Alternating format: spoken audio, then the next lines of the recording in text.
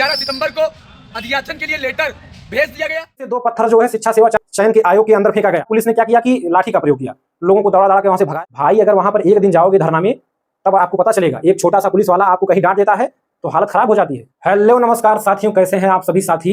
आज 19 सितंबर को प्रयागराज में महाधरना था नई शिक्षक भर्ती को लेकर। उसका क्या निष्कर्ष निकला और बाद में जब सभी छात्र चले आए तो रजत सिंह डीएलएड जो कि हमारे डीएलएड के प्रदेश अध्यक्ष भी हैं, उन्होंने क्या कहा, उन्होंने क्या बताया कि धरना फेल हुआ या सफल हुआ, इसका जो है 2 मिनट में सब कुछ डिस्कस करेंगे इस वीडियो में। तो सभी साथी अगर जो है नई शिक्षक भर्ती चाहते हैं तो 2 मिनट यह वीडियो जरूर देखिएगा। सब कुछ निष्कर्ष बताने वाला हूं कि संपूर्ण धरने में क्या हुआ, बाद में पुलिस ने लाठीचार्ज क्यों किया, ठीक है, सब कुछ इस वीडियो में क्लियर हो जाएगा, आपको बताने वाला हूं। तो साथियों शुरू करते हैं। सुबह आपका 10 बजे धरना चालू हुआ, आपका बहुत अच्छे तरीके से शांतिपूर्ण ढंग से धरना चल रहा था, ठीक है। इसके बाद आपका लेट्स लर्न से हिमांशी मैम आई, उन्होंने अपना जो है कम से कम 20 से 25 मिनट या आधा घंटा ज्यादा से ज्यादा रही होंगी। इसके बाद अपना एक माहौल बना करके, मुद्दा बना करके कि हम भी आए हैं, और इसके बाद चली गई। तो मैं इसको तो आना नहीं कहूंगा, क्योंकि जो हमारे सचिन सर हैं वो पूरे दिन आकर रहे थे और धरने में बच्चों के साथ बैठे भी। इसके बाद जो है शिक्षा सेवा चयन आयोग भी गए बच्चों के साथ मिलने, ठीक है। इसके बाद वहां से आए, इसके बाद बच्चों को अपने पैसे से नाश्ता पानी भी करवाया। तो पूरा दिन जो है उन्होंने अपना बच्चों के साथ गुजारा था। तो इस प्रकार अगर कोई आए तो सपोर्ट करने तो इस प्रकार से आए, 2 मिनट के लिए आना कोई मतलब नहीं निकलता है, ठीक है। इसके बाद उनका तो कोई मतलब निकला नहीं, वो चली गई। लगातार भीड़ बढ़ती गई, बच्चों का सपोर्ट में सभी आए। इसके बाद क्या हुआ कि धीरे धीरे धरना अच्छे से चला। बच्चों ने 2 घंटे का समय दिया अध्यक्ष महोदया को, कीर्ति मैम को, कि अगर 2 घंटे के अंदर नहीं आती हैं तो हम जो है दोनों गेट पर जो है धरना करके जाम कर देंगे, दोनों गेट को उनको जाने नहीं देंगे। तो सब कुछ चला और वो बाहर नहीं आए। बाद में दोनों गेट को जाम कर लिया गया। धरने के माध्यम से दोनों गेट पर आधे आधे छात्र और छात्राएं बढ़ गए। इसके बाद क्या हुआ कि पुलिस जबरन करने लगी। इसके बाद यहाँ से रजत भाई आपके डीएलएड अध्यक्ष विशु सिंह और 2-3 छात्राएं, 5-6 लोगों को अंदर बुलाया गया। इसके बाद वहां पर क्या हुआ कि अध्यक्ष महोदया मीटिंग की, इन लोगों से बातचीत की और उन्होंने अपना पक्ष रखा और छात्रों ने अपना पक्ष रखा जो हमारी तरफ से धरने से गए थे। इसके बाद क्या हुआ कि मैम ने कहा कि चलिए ठीक है, जो कीर्ति मैम है अध्यक्ष है शिक्षा सेवा चयन आयोग की, उन्होंने कहा कि ठीक है चलिए आप लोग बाहर, क्योंकि रजत और अन्य भाई जो गए थे उन्होंने कहा कि बच्चे मान नहीं रहे हैं, वे आपके मुख से बाहर प्रत्यक्ष रूप से सुनना चाहते हैं कि आगे क्या हो रहा होगा और भर्ती कब तक आएगी। तो उन्होंने एक बार हाँ भी कर दिया, चलिए ठीक है, हम आप लोग बाहर चलिए, हम आ रहे हैं। जहां तक कि अंदर से जानकारी जो मिली मैं उस आधार पर बता रहा हूं, ठीक है। अब अंदर क्या बात हुआ क्या नहीं ये तो वही लोग जान सकते हैं जो अंदर गए थे। अब बाहर वो लोग आए कि ठीक है, जो अध्यक्ष महोदया हैं वो बाहर आ रही हैं। इसके बाद क्या हुआ कि फिर इन लोगों को अंदर बुलाया गया, बातचीत हुआ। प्रशासन के जो अधिकारी थे वहां पर, बड़े अधिकारी भी आए थे प्रशासन के, पुलिस की तरफ से, और पीएसी बल भी आई थी अलग से धरने के रोकते हुए। तो क्या हुआ कि इसके बाद किसी ने, 1 से 2 लोग जो कि साथियों डीएलएड किए हो या नहीं किए हो, वो साथियों जो है बदतमीजी कर गए, ठीक है। धरने में जो है बदतमीजी किए। अब उसको क्या शब्द दें, 1 से 2 पत्थर जो है शिक्षा सेवा चयन के आयोग के अंदर फेंका गया, जैसा कि जो है पुलिस बल द्वारा बताया गया। 2 पत्थर फेंके गए। इसके बाद पुलिस प्रशासन भड़क गई।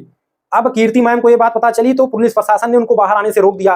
क्यों रोक दिया? क्योंकि पुलिस प्रशासन की जिम्मेदारी है कि जो वहां की अध्यक्ष महोदया है, ठीक है, आईएएस लेवल की अधिकारी के रूप में बैठी है, तो उनके ऊपर अगर कोई हमला हो जाता है बाहर धरने में तो उसका जिम्मेदार कौन होगा?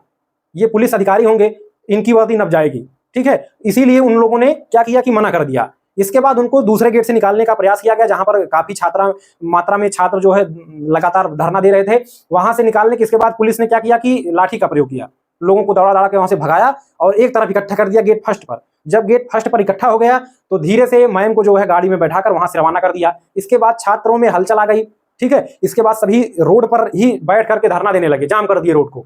इसके बाद जो है जो रोड जाम कर दिए तो आवागमन जाम हो गया, भीड़ इकट्ठा हो गई, ज्यादा हो गई।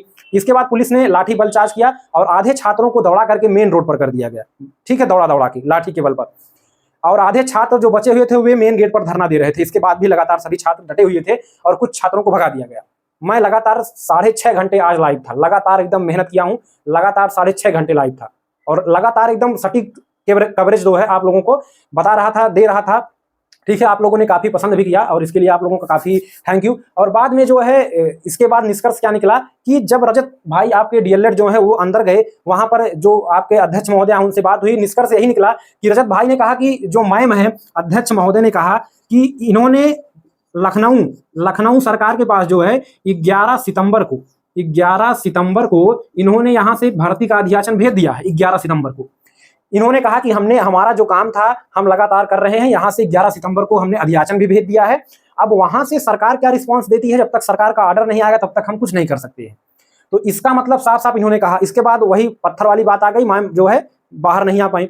अब इन्होंने ये साफ बात किया, इन्होंने कहा कि आप अब यहाँ पर बात ना रखने से अच्छा आप लखनऊ में जाकर अपनी बात रखिए, सरकार वहां पर सुनेगी तभी हम कुछ कर पाएंगे। तो इस प्रकार से धरने का निष्कर्ष यही निकला और रजत भाई ने लास्ट में ये संदेश भी दिया है, आप वीडियो के माध्यम से देख सकते हैं। चलिए रजत भाई का वीडियो देखते हैं, बाकी यही निष्कर्ष था। तो आप मान के चलिए कि साथियों भर्ती तो आना तय है, भर्ती तो 100% आएगी। पहले आपका यूपी टेट आएगा, इसके बाद आपका सुपर टेट आपका मान के चलिए कि मई जून 2025 में आएगा। इससे पहले भर्ती आपको देखने को नहीं मिलेगा, ठीक है। तो अब रजत भाई का प्लान यही है कि आगे लखनऊ में जो है धरना प्रदर्शन किया जाएगा, वहां पर सरकार को परेशान किया जाएगा ताकि कुछ निष्पक्ष और सटीक सही जानकारी सरकार द्वारा दिया जा सके।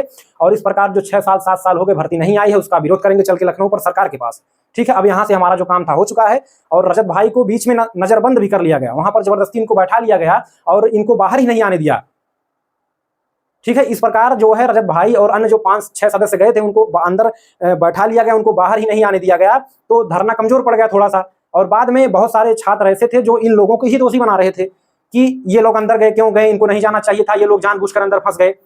भाई अगर वहां पर एक दिन जाओगे धरना में तब आपको पता चलेगा। एक छोटा सा पुलिस वाला आपको कहीं डांट देता है तो हालत खराब हो जाती है।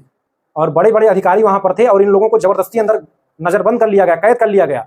तो ये लोग क्या करते हैं वहां पर बताइए, ये मजाक बात नहीं है। इतने दिनों से लगातार रजत भाई धरने में बैठे हुए हैं और बहुत सपोर्ट उनका रहा है।